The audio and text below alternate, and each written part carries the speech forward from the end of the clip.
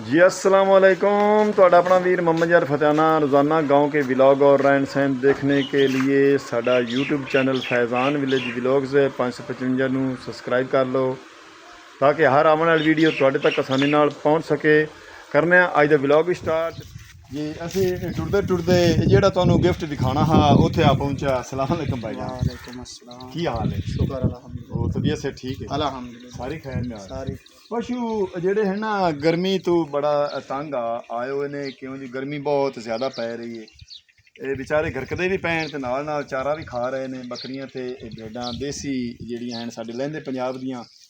ते जानवर जेड़ा ना तुहानू असी जेड़ा गिफ्ट दिखाना ना, मैं तुहानू उत्थों चलन लग्या तुहानू आख्या भी मैं तुहानू एक तोहफा दिखाना।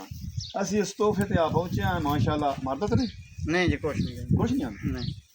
ते अल्लाह ज़ात पाक इहदी की करे माशाअल्लाह।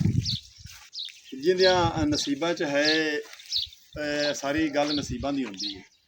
ते भाई होरां बकरा ईद वास्ते बड़ा जानवर सांभे होया है, बड़ियां खुराकां नाल ते बड़े वक्तां ते वैलां नाल।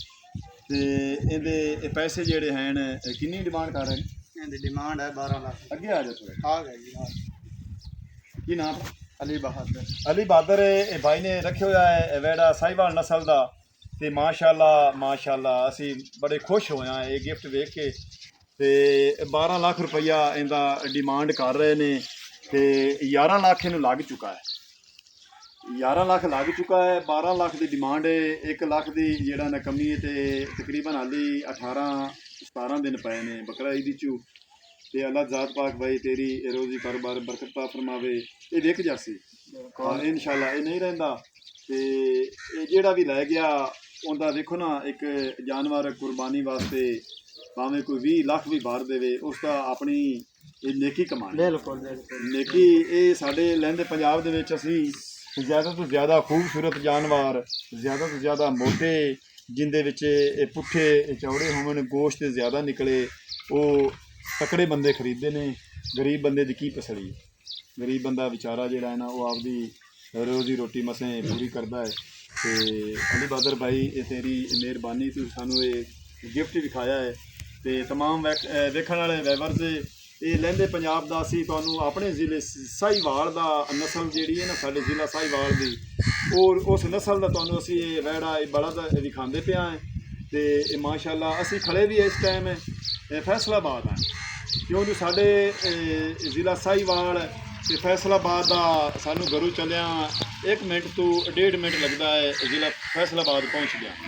दरिया रावी के बिल्कुल किनारे ते भाई होरां दी भैनी है। इत्थे भाई होरी वसदे ने अरसा कदीम 1947-48 तो बाद, क्यों जो इतों जमीन आपने खरीद के तो उन्होंने डेरे डंडे लाए ने। तो असी तुहानू ये लहंदे पंजाब का देसी जेड़ा है ना कल्चर, देसी सकाफत असी विखा रहे हैं। इतने माल डंगर तुहानू सारा पिछे कोई पट्ठे खांदा, कोई घाह चरदा, ये तुहानू नज़र उसी। तो कोई घारी दे विच जेड़ा है ना उत्थे खुरानियां बनी हुई उत्थे। तो ये जेड़ा गिफ्ट तुहानू असी विखाना हा असी उस तक आ पहुँचे हैं। तो अल्लाह ज़ात पाक भाई इनके नसीबा च जो है ना ज़्यादा तो ज़्यादा रोज़ी। देखो ना कितनी शौक नाल कुतरा देसी मकई गाचा मकई का करके तो अगू पाया इन्हें। तो खुराक जी है ना इनू इन सांभना जिमें एक बच्चे को सांभना। जे इवें पट्ठिया की मुठ छड्ड के तो चला गया तो फिर वो पैसे भी उन्ने के होने ने, तो उन्नी बाडी भी उन्नी होनी है। ये तो तुहानू खुद पता है भी कुछ मेहनत करोगे तो कुछ बचना है। तो देखो ना एक खुश नसीब इंसान है जिहड़ा एक बकरा ईद का जानवर पालदा है साल भर। इहदी कितनी उम्र है? है तकरीबन 2 साल। जेहड़ियां अपनियां गावां दा? अपनी गांव। अच्छा, साहिवाल नस्ल दी गावां भाई होरां रखियां तो उथों दा ये वाड़ा ये 2 साल का? हाँ 2 साल का।